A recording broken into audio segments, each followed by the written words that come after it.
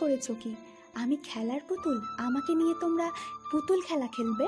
রাজ, এই মুহূর্তে তুমি আমাকে ছেড়ে দাও, নয়তো এখানে কি হবে তা আমি নিজেও জানি না। রিমি বলে রাজের থেকে ছুটে দৌড়ে রুমের দিকে চলে আসে। রাস্তার ডান পাটা দিয়ে সোফায় জুড়ে একটা লাথি দেয়। মেহরাব বসা থেকে উঠে দাঁড়ায়, রাজের সামনে যেয়ে হাসতে হাসতে বলে, রাজ, তোকে এখন যেতে হবে আমার সাথে। রাজ হাসতে হাসতে বলে, আমি যাব না। আমাকে নিয়ে যাওয়ার চেষ্টা করলে এখানেই তাদের দুটোকে মেরে চলে যাব। কথাটা বলে রাজের হাতে থাকা পিস্তলটা দিয়ে মেহরাবের দিকে তাক করে।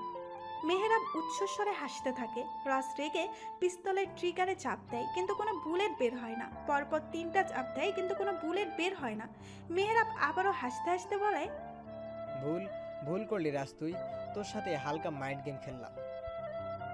বলেই পাঞ্জাবের পকেট থেকে 5টা বুলেট বের করে রাজের সামনে ঝুঁকাতে থাকে।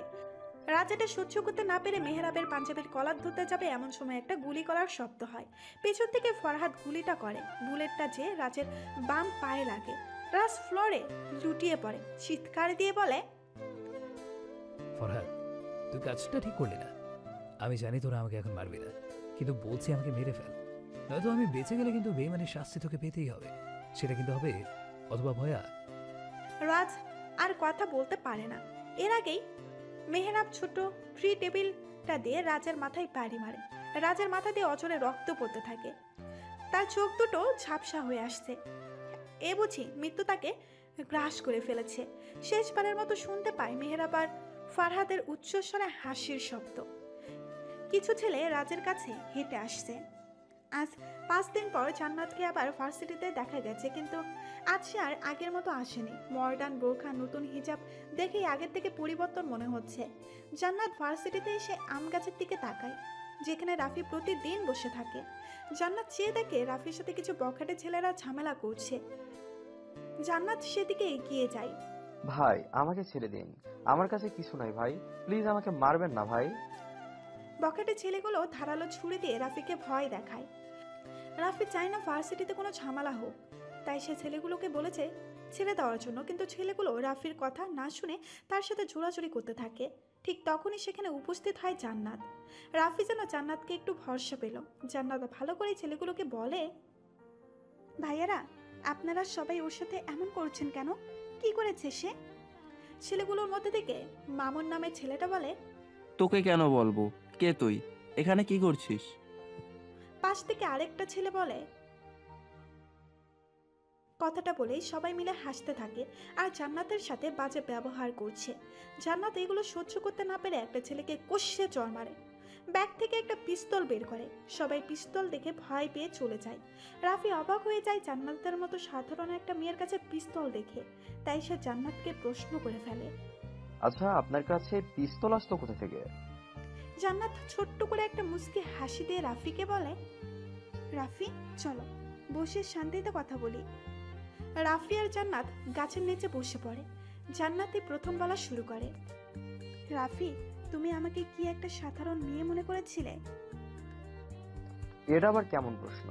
আমি তো আপনাকে সবসময় একটা সাধারণ মেয়ের মতোই ভেবে এসেছি, এখানে আবার অসাধারণতার কি আসলো বুঝতে পারছি না। রাফির উত্তর শুনে জান্নাত একটু হাসি দিয়ে বলে, আসলে রাফি, আমি একজন সিবিআই এর সদস্য। আমার স্বপ্ন ছিল বড় হয়ে দেশের জন্য কিছু করব, তাই পড়াশোনা করার পাশাপাশি সিবিআই এ জয়েন্ট হই। আর সিলেট থেকে এখানে আসি একটা বড় আসামিকে ধরার জন্য, তাই পরিচয় গোপন রেখে এই ভার্সিটিতে ভর্তি হই। রাফি জান্নাতের কথা শুনে একটু ভয় পেয়ে যায় আর জান্নাতের কাছ থেকে সরে যেয়ে বসে। জান্নাতকে জিজ্ঞেস করে, আচ্ছা, আপনি এমন একটা গোপন কথা আমাকে কেন বললেন? জান্নাত স্মিথ হেসে বলে, রাফি, তুমি কি জানো তুমি কত বোকা আর ইনোসেন্ট? আর আমি তোমাকে কথাটা বলছি কারণ তোমার উপর আমার একটা বিশ্বাস আছে যে তুমি এই কথাটা কাউকে বলবে না। জান্নাতের কথা শুনে রাফি একটা রহস্যময়ী মুচকি হাসি দিয়ে বলে, জানেন জান্নাত, এই ছোট্ট পৃথিবীতে কাউকে বিশ্বাস করা ঠিক না। আপনি যাকে মন দিয়ে এক আস্থায় বিশ্বাস করবেন, দেখবেন সেই আপনাকে ঠকিয়ে চলে গেছে। আমি সেটা জানি, তবে তুমি যে আমার সাথে বেইমানি করবে না সেটা আমি জানি। রাফি কিছু বলে না, মাথাটা নিচু করে বসে থাকে। দুজনের মধ্যে নীরবতা বিরাজ করছে, নিঃশ্বাস ত্যাগ করার শব্দ পর্যন্ত। জান্নাত নীরবতা ভেঙে ফেলে, রাফি, আমরা কি ফ্রেন্ড হতে পারি? রাফি বসা থেকে উঠে দাঁড়ায় আর উত্তেজিত কণ্ঠে বলে, দেখুন জান্নাত, আমি আপনার মতো সবাইকে বিশ্বাস করতে পারি না। আমার লাইফ আর আপনার লাইফের মধ্যে ব্যতিক্রম। জান্নাত প্রশ্ন করে, মানে বুঝিনি, আমার লাইফ আর তোমার লাইফ পার্থক্য কি? যেমন ধরেন চোর পুলিশের মতো। কথাটা বলে রাফি আর এক মুহূর্ত না দাঁড়িয়ে দ্রুত সেখান থেকে চলে আসে। জান্নাত অবাক হয়ে যায়। দুইবার একটা ছেলে তার রিকোয়েস্ট অ্যাকসেপ্ট করেনি। রাগে তার অবস্থা খারাপ, আর রাফি তাকে কেন এই রহস্যময় এই কথা বলে চলে গেল ভাবতে থাকে জান্নাত। আপু, আপনি এত রাতে আমার রুমে কি করছেন?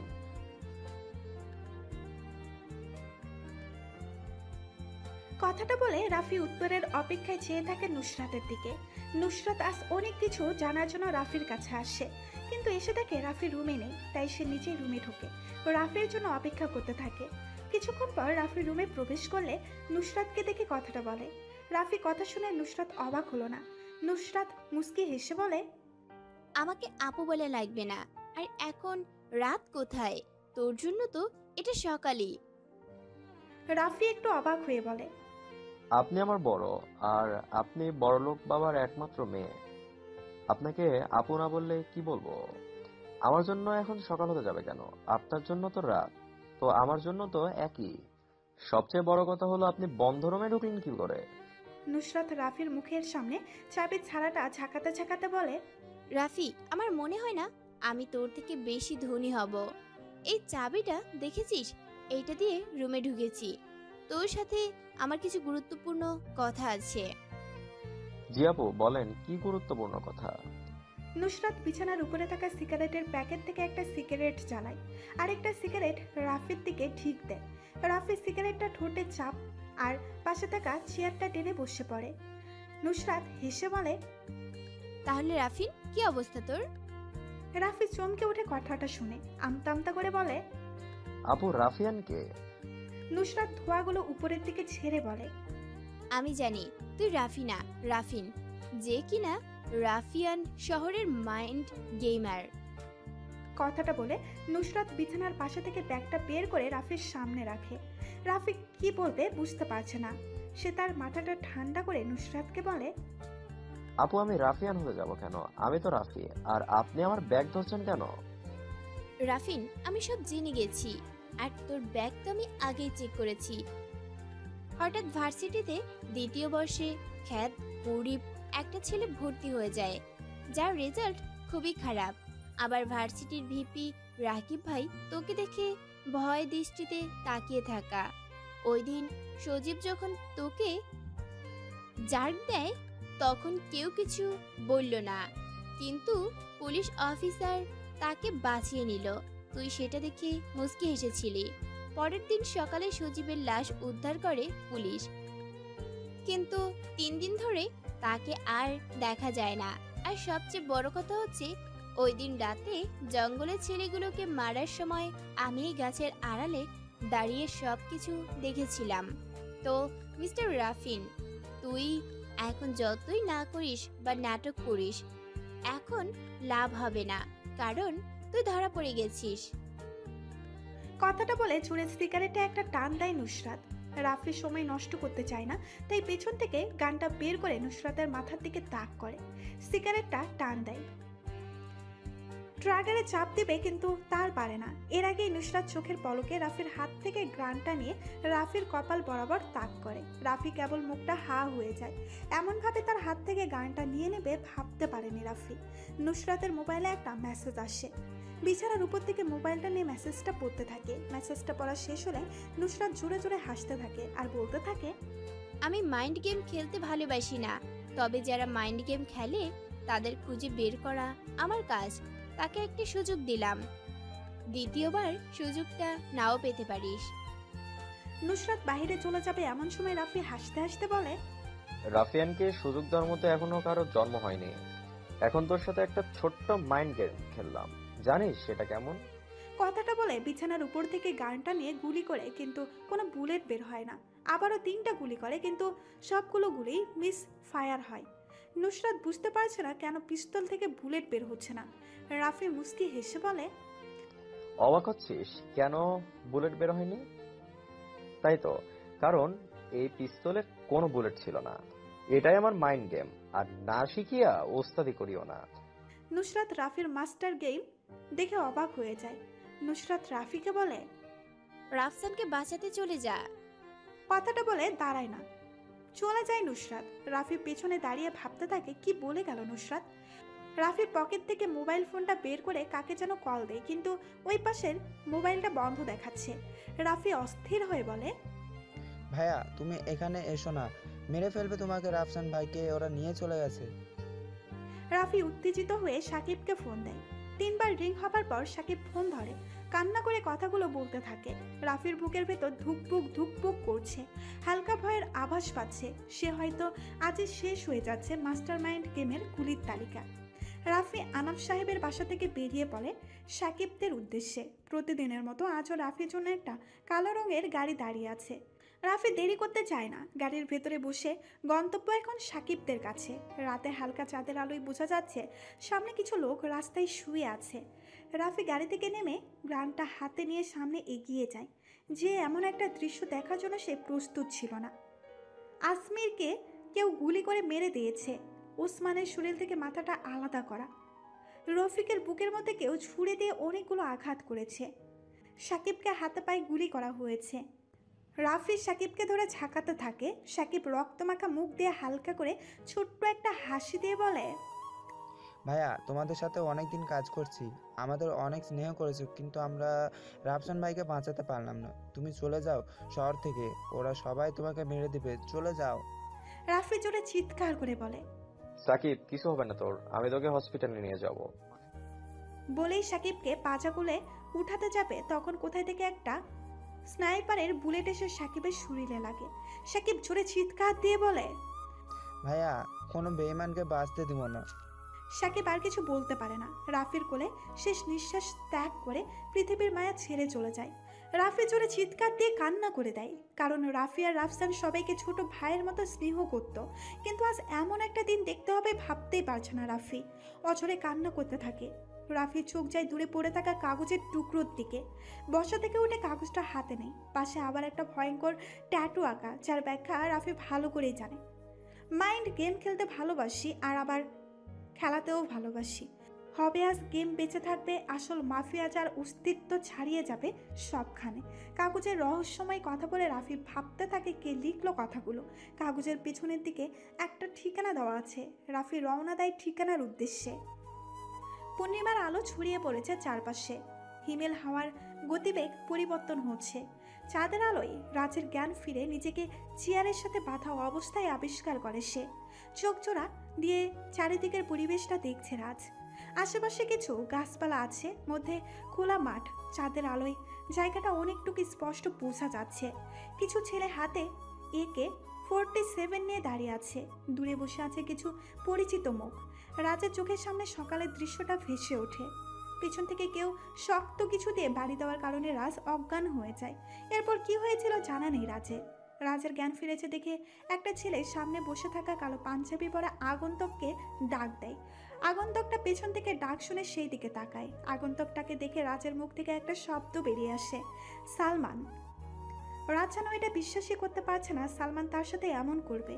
রাজের কাছে মনে হচ্ছে সে শুধু শুধুই মাইন্ড গেম খেলছে। নিজের কাছে কেমন যেন হিংস্রতা আর ভয় কাজ করছে, কিন্তু শত্রুর সামনে তার প্রকাশ করা যাবে না। তাই রাজ দাঁতের দাঁত চেপে বলতে থাকে, সালমান, আমাকে এখানে ধরে আনা মানে কি? তুই জানিস না এগুলো আমার পছন্দ না।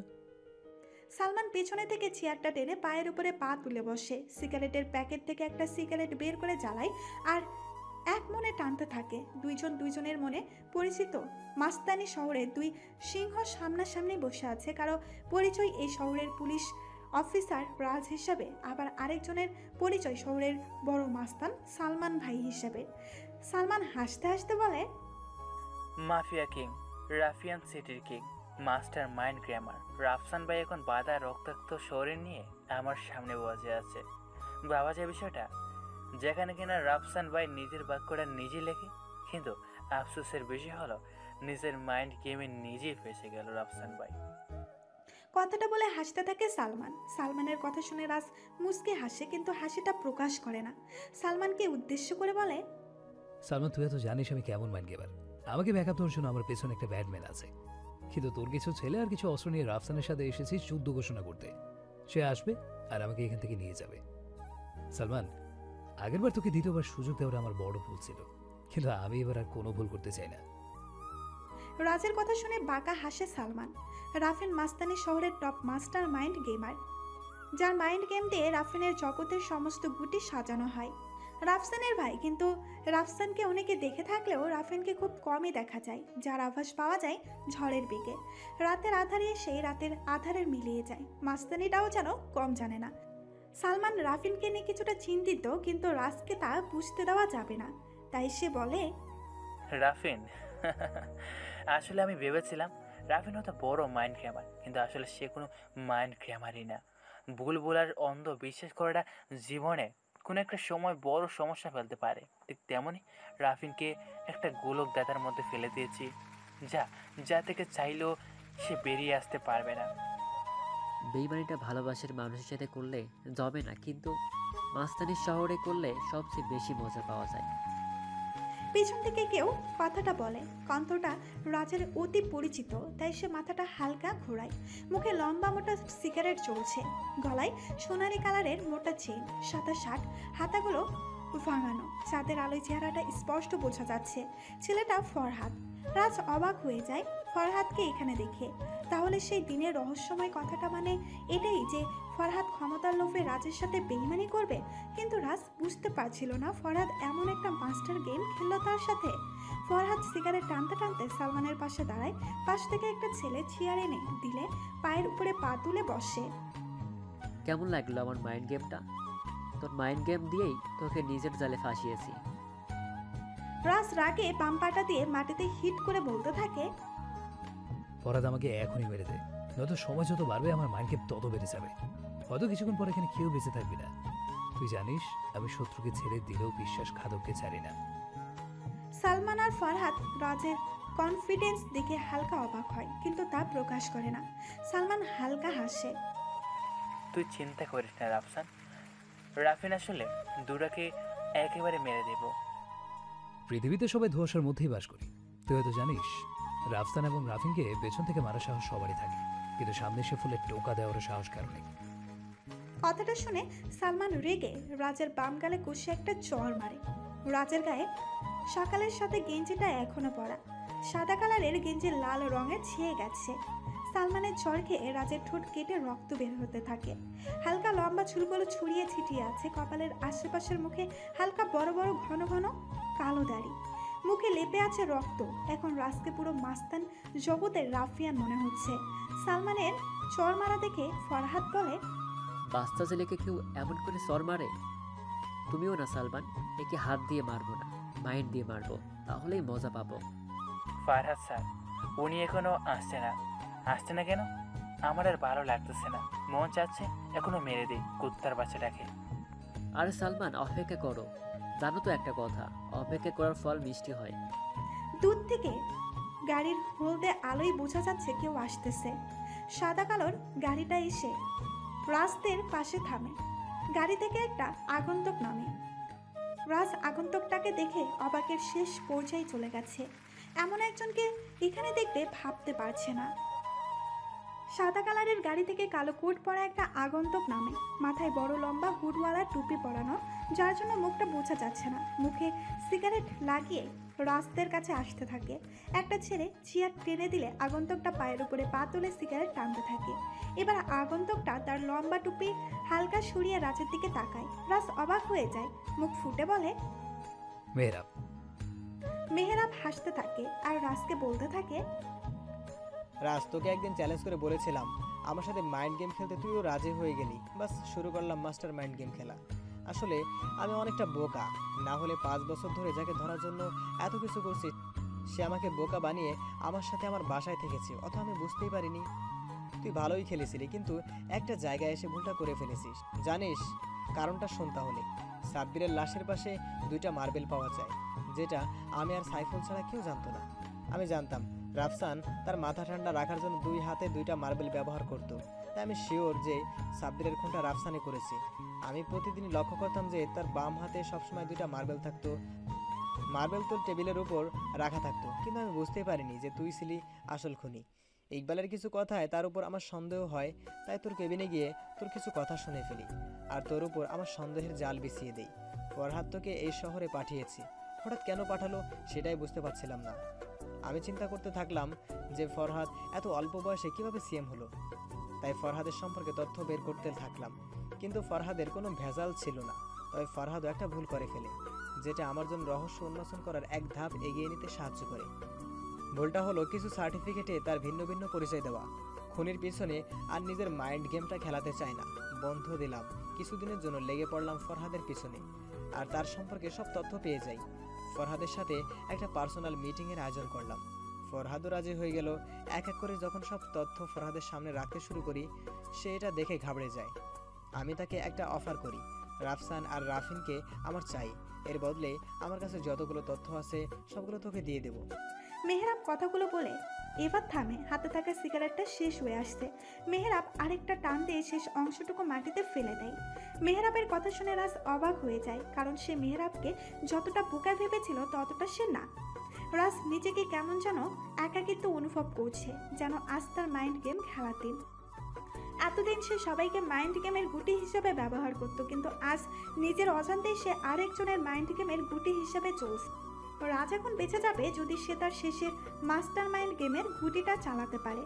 রাজ হি হি করে হেসে সবাইকে উদ্দেশ্য করে বলে, আমাকে এখনই মেরে দে। আমি যদি কোনোভাবে বেঁচে যাই তাহলে কিন্তু একটাকেও ছাড়বো না। সব কটাকে পৃথিবীর শেষ প্রান্ত হতে ধরে নিয়ে আসবো। পিস্তলের বুলেট মিস হতে পারে, কিন্তু এই রাফসানের কথা কখনো মিস হয় না। তাই বলছি আমাকে মেরে দে। ফরহাদ হাসতে হাসতে বলে, রাফসান, তোর যেমন রক্তের নেশা, ঠিক তেমনই ক্ষমতাটা আমার কাছে নেশা। মেহরাবের ডিলটা আমার কাছে ভালো লেগেছিল, যার কারণে তোর সাথে হালকা মাইন্ড গেম আর বেইমানিটা করলাম। আমি জানি তুই ঠান্ডা মাথার খেলোয়াড়, কিন্তু আজ তোর কোনো মাইন্ড গেমই কাজে আসবে না। পাশে দেখছিস কত বডিগার্ড আছে, দূর থেকে স্নাইপার ফিট করা। হয়তো একটা বুলেটই যথেষ্ট তোর মতো মাফিয়াকে মারার জন্য। তুই জানিস বেইমান আমার পছন্দ না। আমি বেইমানকে খুব কষ্ট দিয়ে মারি, আর রাফসান সব জায়গায় তার মাইন্ড গেম খেলতে প্রস্তুত। আমি আমার শত্রুকে দ্বিতীয়বার সুযোগ দিই, কিন্তু বেইমানকে কোনো সুযোগ দিই না। রাফিন চলে এলে তোরা কিন্তু কিচ্ছু করতে পারবি না। এখনই আমাকে মেরে দে। রাফসান, তোর জন্য আমার অনেক কষ্ট লাগছে। কেমন করে নিজের হাতে তোদের দুটাকে মারবো, একসাথে গ্যাং লিড দিতাম, কিন্তু কোনো এক অজানা কারণে আমি তোদের সাথে বেইমানি করলাম। সুযোগ তৈরি করে তাদের সাথে ছোট একটা মাইন্ড গেম খেললাম। রাফি তার গাড়িটা রাস্তার পাশে দাঁড় করায়। গাড়ি থেকে নেমে আশেপাশে তাকায়। কিছু কালো কোট পরা ছেলে হাতে AK-47 নিয়ে দাঁড়িয়ে আছে। দূরে 3টা গাড়ি রাখা আছে। একটা গাড়ির আলো জ্বালানো, সেই আলো স্পষ্ট বোঝা যাচ্ছে একজনকে চেয়ারের সাথে বেঁধে রাখা হয়েছে। তার সামনে 3 জন বসে বসে সিগারেট টানছে, হয়তো কোনো আগন্তুকের অপেক্ষায় বসে আছে। রাফি তার হাতের পিস্তলটা রিলোড দিয়ে পেছনে প্যান্টের গোছে রাফির সামনের দিকে এগিয়ে যাবে, এমন সময় তার সামনে স্নাইপারের বুলেট এসে পড়ে। রাফি 2 পা পিছিয়ে যায়, আশেপাশে তাকায়, দেখে একটা ছেলে হাতের ইশারায় তাকে জিজ্ঞেস করছে। রাফির পরিচয়। রাফি কিছু না বলে চেয়ারে বসে থাকা লোকগুলোর কাছে যায়। চেয়ারে বেঁধে রাখা ছেলেটার মাথাটা নিচু করে বসে আছে। এবার হালকা করে সে তার মাথাটা উঁচু করে। রাফি অবাক হয়ে যায় রাজকে এভাবে বাঁধা অবস্থায় দেখে।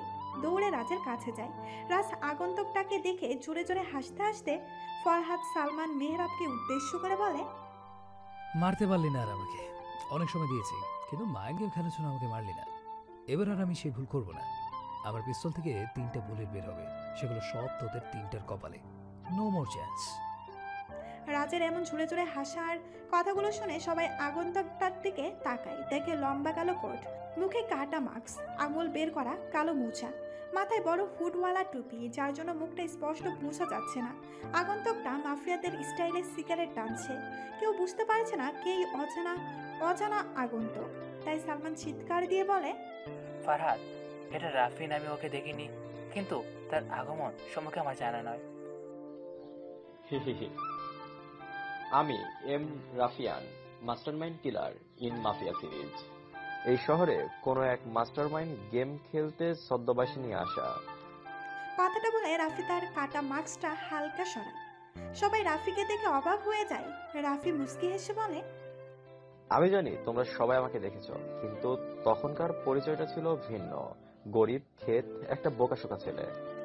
রাফির কথা শুনে সালমান অবাক, কারণ ভার্সিটির কোনো এক ঝামেলার জন্য সালমান ভার্সিটিতে যায় আর সেখানে রাফিকে খ্যাত স্টাইলে দেখে, কিন্তু সে বুঝতে পারছিল না যে সেই খ্যাত ছেলেটাই মাফিয়া সিটির মাইন্ড গেমার। সালমান হা হা করে হাসতে হাসতে বলে, তাকে ভার্সিটিতে গরিব কেত অবস্থায় দেখেছি, কিন্তু আজ তোর এমন অবাক করা স্টাইল দেখে আমি আসলে বোকা হয়ে গেছি। মেহরাব নিজেও প্রায় অবাক, কারণ সে রাফিকে আগে থেকে চিনত। কোনো এক বৃষ্টির দিন রাফির সাথে মেহরাবের পরিচয় হয়। মেহরাবকে ছাতা দিয়ে সাহায্য করেছিল রাফি। সেদিনকার রাফি ছিল বোকা গরিব, কিন্তু আজ তার এমন অবাক করা আগমনে সত্যি মেহরাব অবাক হয়ে যাচ্ছে। তাই সে রাফিকে উদ্দেশ্য করে বলে, আসলেই তুই ভালো একটা মাইন্ড গেমার, কিন্তু আজ সে মাইন্ড গেম দিয়ে কিছু হবে না। আমার হাতের ইশারায় তোদের দুজনেই মৃত্যু হয়ে যাবে। কিন্তু আমার তোর সাথে মাইন্ড গেম খেলার অনেক দিনের ইচ্ছা। আমি যাদের ধরার জন্য 5 বছর ধরে পিছনে পড়ে আছি, তারা সবাই আমার সাথে দেখা করেছে, আমার বাসায় থেকেছে, অথচ আমি ধরতেই পারিনি। মাইন্ড গেম বলে সিগারেটে আরেকটা টান দেয়। মাইন্ড গেম কথাটা অতি ক্ষুদ্র, কিন্তু এর ব্যাখ্যাটা অতি বড়। আমি সবাইকে আমার মাইন্ড গেমের ঘুঁটি হিসেবে ব্যবহার করি। কথাটা বলে রাফি পেছন থেকে পিস্তলটা বের করে মেহরাবের দিকে তাক করে বলে, তোকেও আমার মাইন্ড গেমের গুটি হিসেবে ব্যবহার করেছি, তাও আবার তোর নিজের অজান্তে। শুনবি কিভাবে? তোকে সেদিন বৃষ্টিতে পড়তে হলো, তার কারণ তোর গাড়িটা আমার এক লোকই নষ্ট করে দেয়, যার কারণে তুই বাস দিয়ে বাসায় যাবি আর আমি তোকে ফলো করব। চেয়েছিলাম অন্য কোনোভাবে তোর সাথে পরিচিত হব, কিন্তু আমার ভাগ্যটা ভালো ছিল, যার কারণে বৃষ্টি আমার ছাতা দিয়ে তোর সাথে পরিচিত হলাম। আমি জানতাম ভার্সিটিতে কোনো ঝামেলা করলে তোর থানায় নিয়ে যাবে, আর তোর উপকার করেছি বলে তুই আমাকে তেমন কিছু বলবি না, তুই আমাকে সাহায্য করবি। কেমন খেললাম তোর সাথে মাইন্ড গেম? রাফি লিলোড দেওয়া পিস্তলের ট্রিগারে চাপ দিবে, তখনই একটা সাইলেন্সার লাগানো স্পাইপারের বুলেট এসে রাফির পিস্তলে লাগে। রাফির হাতের পিস্তলটা খানিকটা দূরে যেয়ে পড়ে। সবাই অবাক, কোথা থেকে স্নাইপারের বুলেট এসে লাগলো আর মেহরাবকে বাঁচিয়ে দিল। মেহরাব জোরে জোরে হাসতে থাকে। হঠাৎই যেন জায়গাটা নিস্তব্ধতা হয়ে গেছে। রাফি যে রাজের বাঁধনটা খুলে দেয়, কিন্তু কিছু বলে না। রাজ কোনো মতে বসা থেকে উঠে দাঁড়ায়। চোখে মুখে তার ক্লান্তি ছেয়ে গেছে। রাফি পকেট থেকে একটা সিগারেট প্যাকেট বের করে তার থেকে একটা সিগারেট রাজের ঠোঁটে দেয়। লাইটার দিয়ে সিগারেটের আগুন জ্বালায়। কোথা থেকে যেন স্নাইপার চালানো হচ্ছে। স্নাইপারের বুক কাঁপানো আওয়াজে চমকে ওঠে সবাই। স্নাইপারের 2টা বুলেট এসে লাগে পাশে AK-47 নিয়ে দাঁড়ানো 2টা বডিগার্ডের কপালে। ফরহাদ, সালমান, মেহরাব বসা থেকে উঠে দাঁড়ায়। রাফির দিকে চেয়ে দেখে রহস্যময় ছেলেটা কেমন যেন উৎফুল্ল ভঙ্গিতে দাঁড়িয়ে সিগারেট টানছে।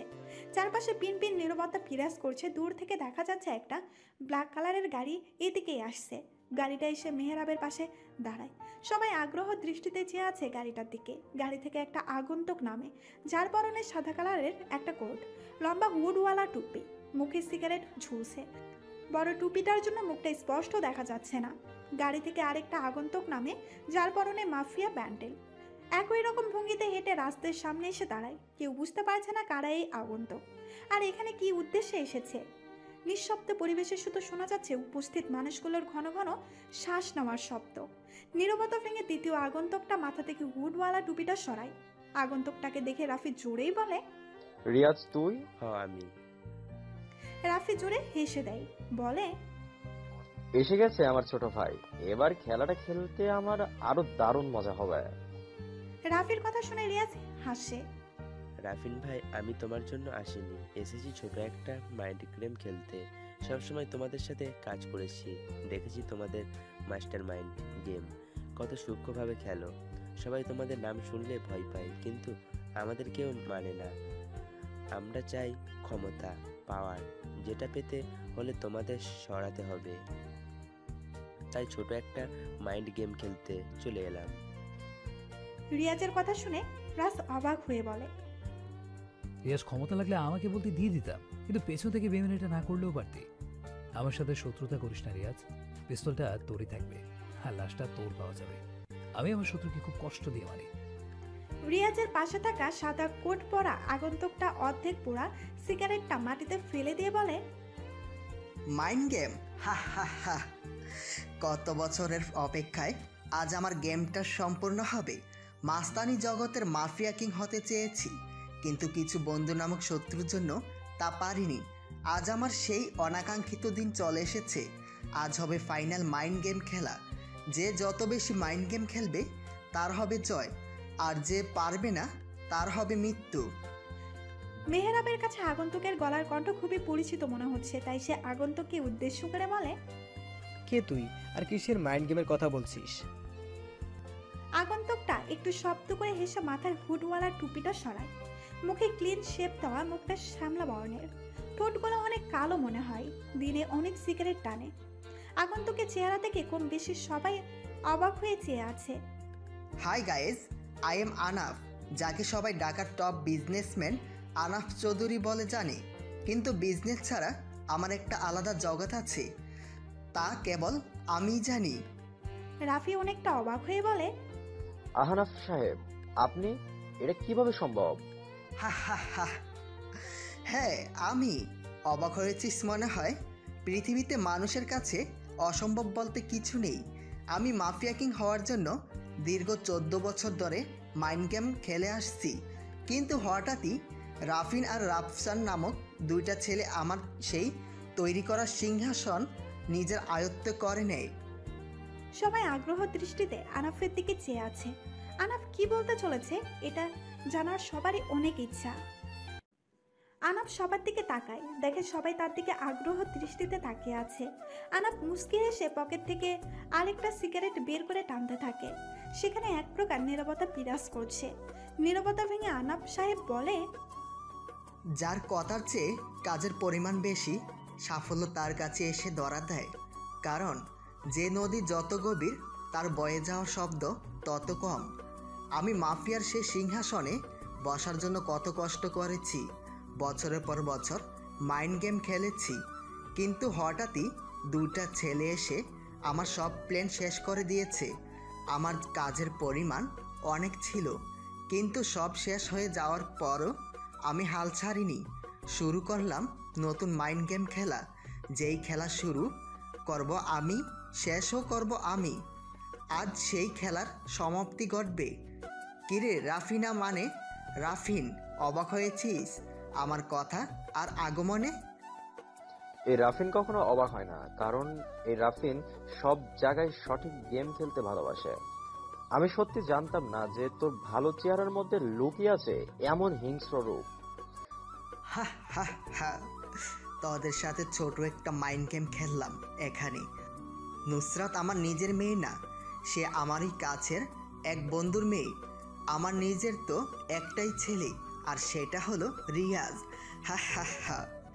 এখনো শেষ হয়নি, আরও একটু টুইস্ট বাকি আছে। রিয়াজকে মাফিয়া টিমে ঢুকাই, বিশ্বাসের সাথে কিছুদিন ভালো কাজ করায়।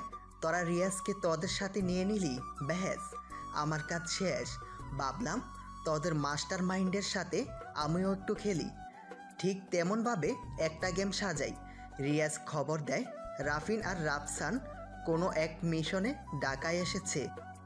আমি টার্গেট করি রাফিনকে, তাই তো সেই দিন সকালে আমার কিছু লোক দিয়ে আমার উপরই হামলা করতে বলি, যেটা দেখে রাফিন আমার সাহায্য করতে চলে আসে।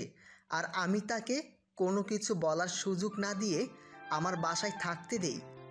রাফিনের প্রতিটা পদক্ষেপ আমি লক্ষ্য করি, তার পিছু নিতে নিতে আজ গেমটা শেষ করতে চলে এলাম।